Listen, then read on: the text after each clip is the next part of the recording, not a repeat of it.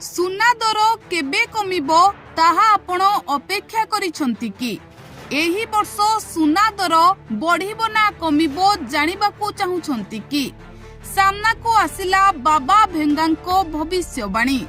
आसंतु जानिबा बाबा भेंगा कोन करिसंती पूर्वानुमान।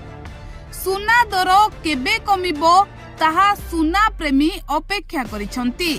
सुना प्रेमी माने चातक भली चाहि रहिसंती सुना दर ह्रास हेले से माने सुना किनिबे। आउ एहारे भितरे सामना को आसीछि बाबा भेंगांको भविष्यवाणी। आपण माने सुनिले आश्चर्य होई जिबे जे एही वर्ष सुना दर कमिबो ना वृद्धि पाइबो। दर्शक बंधु सुना दर बढ़ुछि हु होई। एहारे भितरे लोके अपेक्षा करिसंती सुना दर ह्रास हेबाको। तेणु याको नै बाबा भेंगा केउ भविष्यवाणी करिसंती आसंतु जानिबा। सोशल मीडिया रे घुरी बुलिलानी सुना दर को नै बाबा भेंगांको भविष्यवाणी। सुना दर 2026 रे केते हेबो, सुना दर 2026 रे कमिबो ना बढ़िबो, एहा उपरे नजर रखिछंती समस्ते।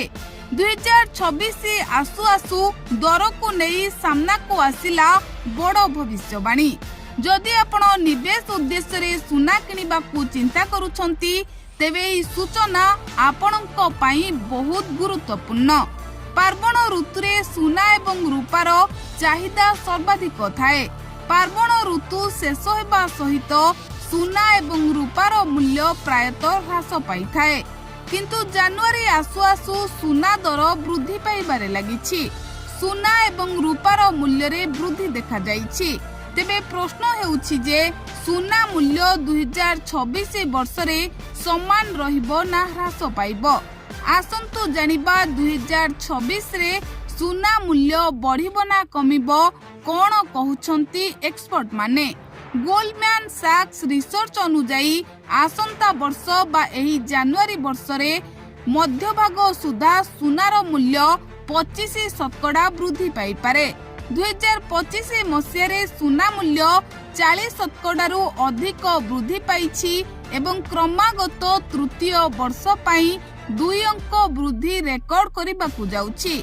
रिपोर्ट अनुजाई एही वर्ष मध्यभाग सुधा सुना मूल्य 4000 प्रति ट्रय आउंस पर्यंत पहुंचिबो बोली आशा करा जाउछि। सेपटे बुल्गारियार प्रसिद्ध बाबा भेंगा 2024 विश्व अर्थनीति पई एक गंभीर संकट विषय चेतावनी देइथिबा जणा पड़िछि। तांको पूर्वानुमान अनुसार एही संकट सुना मूल्य रे एक गुरुत्वपूर्ण वृद्धि आनी पारे। तेणु वर्तमान चिंतारे पड़िछंती सुना प्रेमी माने। जो भली भावरे सुना दर हु होई वृद्धि पाउछि, सुना किनिबा तो दूरर कथा सुना कथा भाबिबाकू ओ चिंता करिबाकू मध्य सुना प्रेमी को भय लागुछि। तेणु आगको आहुरी केते टंका वृद्धि पाइबो सुना दर एहा उपरे समस्तक नजर रहिछि।